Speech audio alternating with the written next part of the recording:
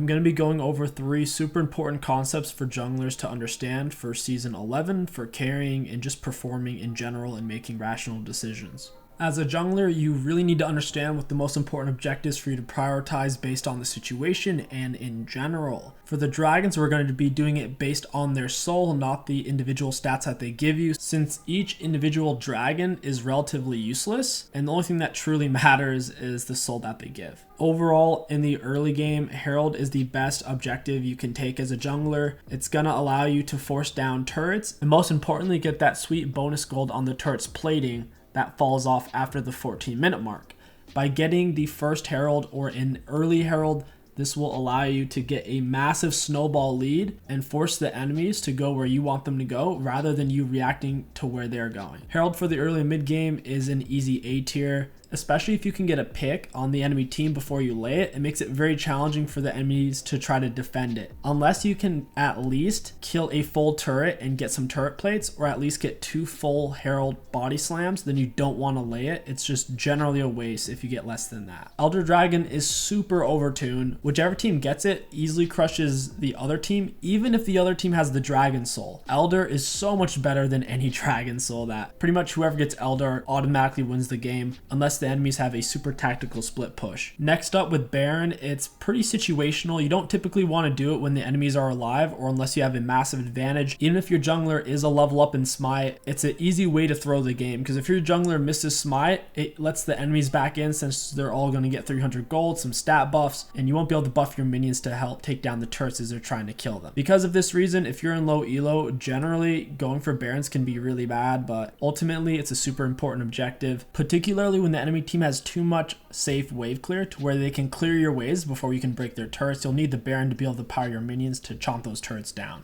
Then rating the dragon souls, not the individual dragons themselves. We have Wind Soul essentially in D tier. It's situationally good. A big issue is with extra movement speed you get on pressing your R. A lot of champions have to stand still when they are, like Xerath, or if you're a champion like Amumu that has a lot of CC, once you press R, the enemies can't move anyway, so you moving faster doesn't really do much. There's only a couple of champions where this is actually useful on, who use their R to kind of get around the map in general, like an Udyr or a Jace, and even then, they're better off with other dragons. Even though Windrake is the worst soul, it is arguably the best single dragon to get in terms of the stats that it gives. Getting 10% CDR on your R is quite powerful, especially if you can get 2 or more wind dragons, so 20% or more cooldown reduction on your R. Next up, we have the Earth Dragon. It's really not much better than the Wind Dragon, but in general, it is slightly better. Having that extra shield, it's kind of just like having 2 ruby crystals in your build for free. And ahead of Earth Dragon, we have Flame Soul. No matter what your comp is, all in or poke, super strong, and you should definitely try not to give this away to the enemies no matter what. Unless you outrange them, teamfights become very difficult once they get this dragon. They'll burst you down, or if you get into poke fights, they'll win by default. And then ahead of Flame Drake, we actually have Ocean Soul. The reason why Ocean Soul is generally better than Wind Drake is Ocean Soul synergizes super strong with Spirit Visage because of the healing, just getting that massive increase. Think of it as a much better version of Mountain Drake, more versatile. Ultimately though, as a jungler, you're going to want to be ending the games before it gets to the point of Dragon Souls, which is why Herald is so important. If you're not going for the early Heralds, then you're going to have to do those coin flip dragon fights, and whichever team gets the soul has a massive advantage in the game. And then whichever team gets Eldar wins by default typically.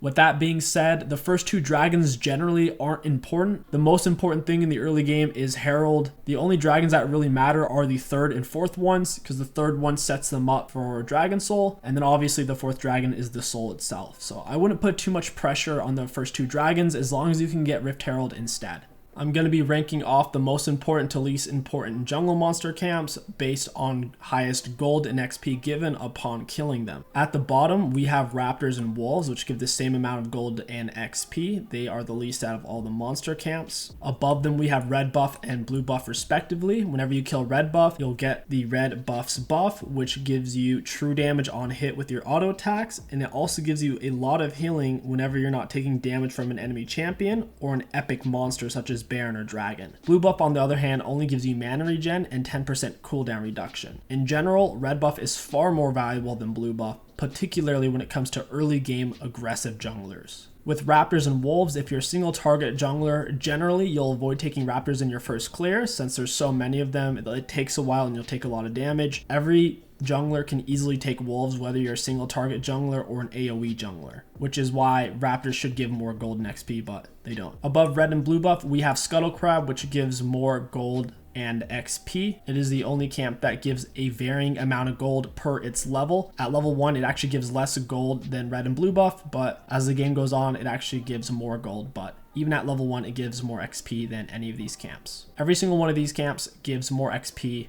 per its level. So when it's level 6, it's going to give more XP than when it's level 1, for example. 𝐒𝐿𝐻𝐂𝐈 does have a shield on it, which you can instantly remove with any kind of CC except for a slow. Junglers who can remove this shield quickly have a massive advantage that lets them blow through the early game much easier than champions who have 0 CC, or champions who have a tougher to land CC. Above 𝐒𝐿𝐻𝐂𝐈, we have �GROMP. When you kill it, it heals your mana and your HP, and the lower you are on mana and HP, the more it heals you, up to 2 times. This healing is increased per your champion level, so if you're level 8, level 9, etc., it gets higher and higher. �GROMP is the only monster in here that actually does magic damage. The rest of them all do physical damage, and of course 𝐒𝐿𝐻𝐂𝐈 can't hurt you. And at the very top, we have golems, which give the very most gold and XP, but you need to take the whole thing to get the full value. The little golems give a lot of gold and XP to where you don't want to leave any of the camp anymore. As you can see from the list, you might start to understand why 𝐒𝐿𝐻𝐂𝐈s are so important. You'll also understand that skipping both �GROMP and golems in your first clear is highly problematic, especially since both of them can give you an early level 3. �GROMP plus 2 camps is level 3, and golems plus 2 camps is level 3. Meanwhile, if you were to take a red buff, blue buff, and Raptors, you won't get level 3. Same thing with the Wolves. This is normally why